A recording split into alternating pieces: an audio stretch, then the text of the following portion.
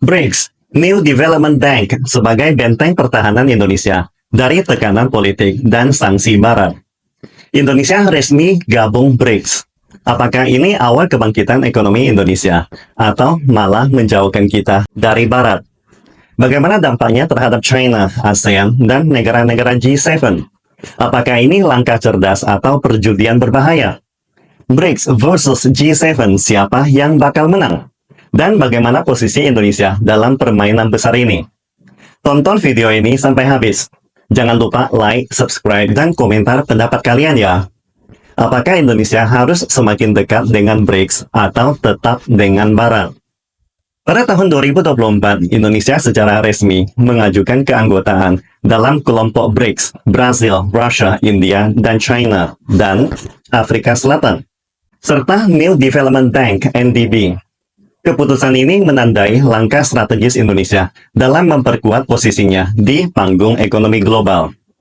Dengan bergabungnya Indonesia, terdapat berbagai dampak terhadap hubungan bilateral dengan China, ASEAN, negara-negara G7, serta pergeseran dinamika ekonomi dan geopolitik dunia dari barat ke timur.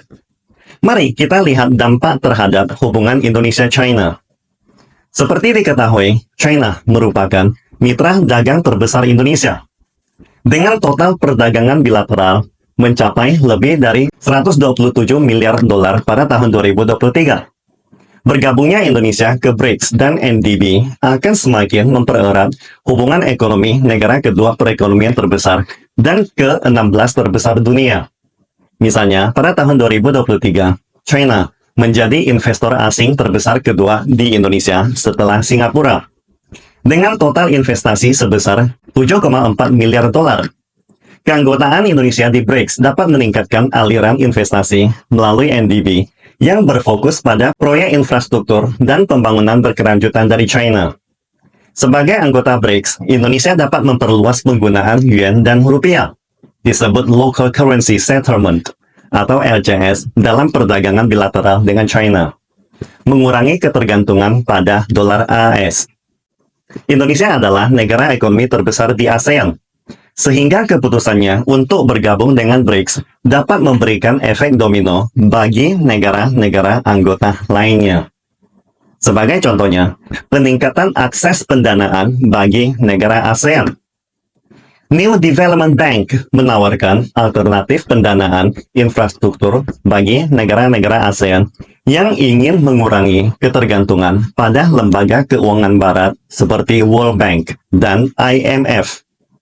Dengan kehadiran Indonesia di BRICS, ASEAN dapat memperoleh pengaruh yang lebih besar dalam negosiasi perdagangan dan geopolitik global, terutama dalam hubungan dengan ekonomi besar seperti China, India, dan Rusia.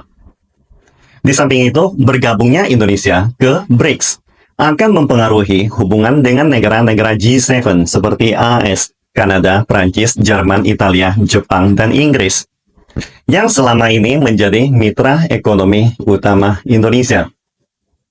Dengan demikian, Indonesia dapat mengurangi ketergantungannya pada perdagangan dan investasi dengan negara-negara G7 yang seringkali disertai dengan berbagai persyaratan yang merugikan kepentingan strategis Indonesia.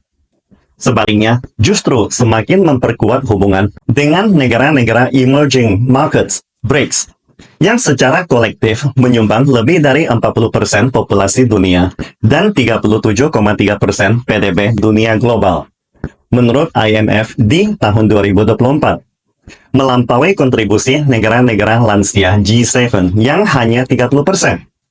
Dengan lebih banyak transaksi yang dilakukan dalam mata uang lokal di antara negara-negara BRICS, sistem keuangan global yang didominasi oleh dolar AS semakin berada di ambang kehancuran. Ini berpotensi mengurangi pengaruh ekonomi negara-negara G7 terhadap negara berkembang seperti Indonesia. Dalam konteks geopolitik, keanggotaan Indonesia di BRICS dan NDB dapat memperkuat posisinya dalam dunia multipolar yang semakin berkembang. Indonesia selama ini menjalankan kebijakan luar negeri yang bebas aktif. Bergabungnya Indonesia ke BRICS bukan berarti meninggalkan kerjasama dengan Barat. tetapi lebih pada memperluas opsi strategisnya di tengah persaingan China-US. Dengan akses ke pendanaan dari NDB dan peluang perdagangan yang lebih luas dalam BRICS, Indonesia dapat lebih tangguh menghadapi ketidakpastian ekonomi global, seperti menghindari krisis moneter 98 yang dimulai dari George Soros, potensi resesi atau tekanan dari kebijakan proteksionisme negara-negara barat. Tentu saja, Indonesia juga dapat memainkan peran lebih besar dalam menjaga stabilitas kawasan Indo-Pasifik dengan menjembatani kepentingan antara ASEAN, BRICS, dan kekuatan-kekuatan ekonomi besar lainnya. Sebagai negara ekonomi terbesar di BRICS dan pemimpin utama New Development Bank, China memiliki peran strategis dalam membantu anggota BRICS yang mendapat tekanan atau sanksi dari negara-negara barat seperti G7. Jika Indonesia menghadapi sanksi dari negara-negara barat, ada beberapa cara China bisa memberikan dukungan. Pertama, akses pendanaan alternatif melalui New Development Bank (NDB), menghindari ketergantungan pada World Bank dan IMF. NDB yang didirikan oleh BRICS bertujuan untuk menyediakan alternatif pendanaan bagi negara-negara berkembang, sehingga Indonesia tidak perlu bergantung pada lembaga keuangan barat yang sering digunakan sebagai alat tekanan geopolitik. Misalnya, saat Rusia kena sanksi G7, NDB tetap memberikan pendanaan untuk proyek infrastruktur dan minyak di Rusia, yang membuktikan bahwa BRICS dapat menjadi perisai bagi anggotanya dari tekanan keuangan barat. Cara kedua, perdagangan bebas dari dolar AS. Indonesia bisa pakai yuan dan mata uang lokal rupiah.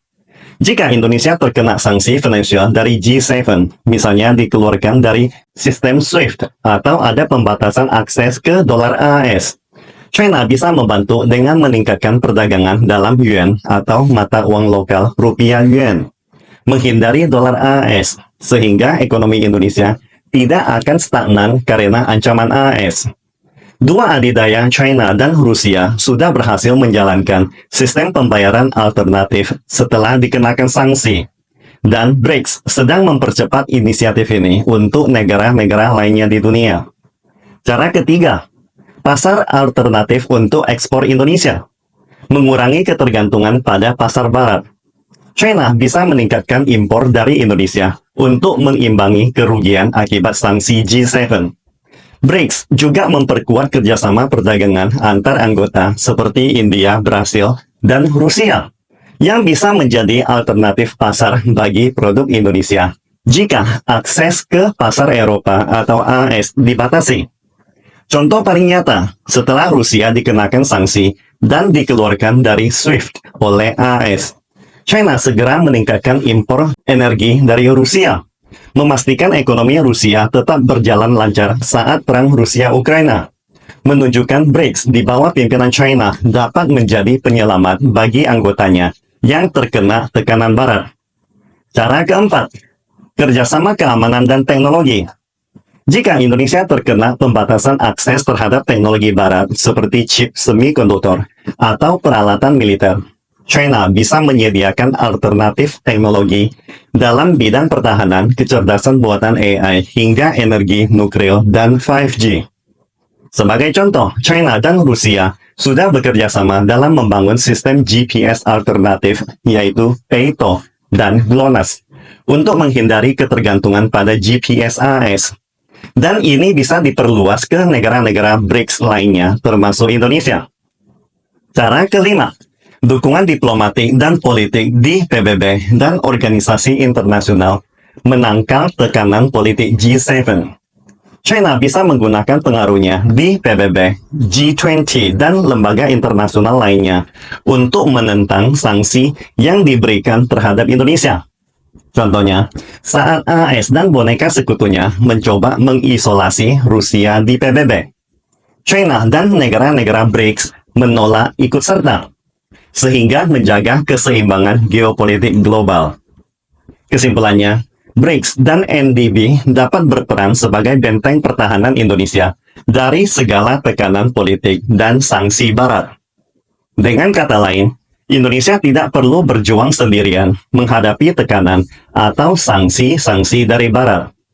Dengan bergabung dalam BRICS dan New Development Bank (NDB), Indonesia kini memiliki benteng ekonomi dan politik yang sangat kuat. Negara-negara adidaya seperti China dan Rusia siap berdiri bersama Indonesia jika diperlukan, memastikan bahwa setiap ancaman dari negara-negara G7 tidak akan menggoyahkan kedaulatan dan stabilitas ekonomi kita. BRICS bukan sekedar aliansi ekonomi, tetapi juga kekuatan global baru.